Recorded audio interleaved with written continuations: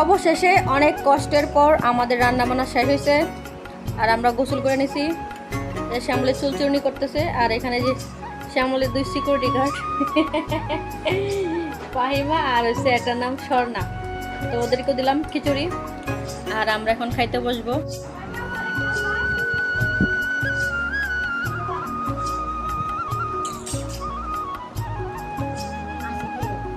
কেডা আসে কেলা কেলা কেলা খা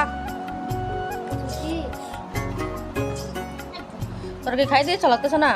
আমি